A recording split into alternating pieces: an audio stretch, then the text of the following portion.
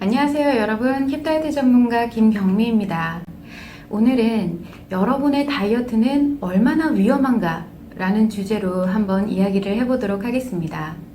숨만 쉬고 살아도 이 생명을 유지하기 위해서 이 대사에 쓰이는 에너지량을 기초 대사량이라고 합니다.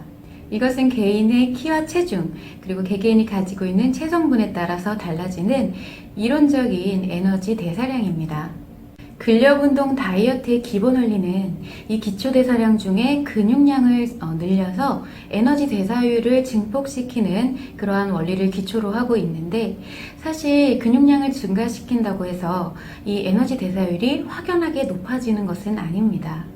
섭취한 에너지를 소비할 수 있는 능력은 비단 기초대사뿐만 아니라 소화기능, 그리고 내분비 기능, 아니면 활동성 등의 이 복합적인 요소로 이루어진 신진대사의 작용에 의한 것이기 때문입니다. 이때 운동은 신진대사를 활성화시키는 외부적인 요인으로서 내 신체 자체의 기능이 아니라 이 한시적인 요인이기 때문에 꾸준히 내 건강을 위해서 저강도 운동을 평생의 습관으로 가져가는 것이 좋습니다. 현재의 다이어트는 오로지 기초대사량에만 초점을 맞춘 방법들이 대부분입니다. 다이어트의 기본은 적게 먹고 많이 움직이는 것이라고들 하지만, 다이어트의 단기적인 효과성을 위해서 정상 식단보다 적은 양을 섭취하게 되면 결과적으로는 이 신체의 신진대사율은 점차 떨어지게 됩니다. 소화 기능은 물론이고 이 내분비 기능에까지 혼란을 주게 되어서 전반적으로 자꾸 몸이 에너지 소모를 잘 하지 못하게 되는 것입니다. 만일 다이어트 약을 복용해서 감량을 했다고 하면 그 문제는 더욱 심각해집니다.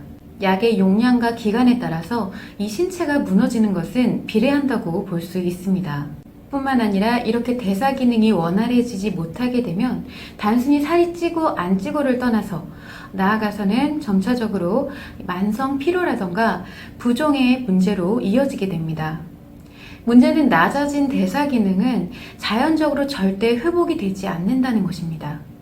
다시 잘 먹어도, 심지어는 요요가 온다고 해도 이 대사 기능은 다시 원래대로 돌아오지를 않습니다. 신진대사는 애초에 노화와 함께 지속적으로 감소를 하는데, 이 다이어트를 함으로써 이 나이에 맞지 않게 훨씬 더 대사 기능의 저하를 앞당기게 되는 것입니다. 이것을 조금이라도 회복하고자 한다면 신체 자체 기능으로는 회복이 되지 않기 때문에 지속적인 운동, 반신욕, 체온요법, 혹은 약물요법, 식이요법 등 기타 등등 이 외부적인 도움을 지속적으로 반드시 받아야 됩니다. 여러분이 어리거나 젊은 나이라면 사실 지금 당장의 이 대사기능 저하보다는 외모에 더 신경이 쓰여지고 그것이 더 중요하게 여겨지겠지만, 생각해 봐야 될 것은 이 대사 저하는 건강한 삶과 삶의 질에 대해 직접적인 악영향을 끼친다는 것입니다.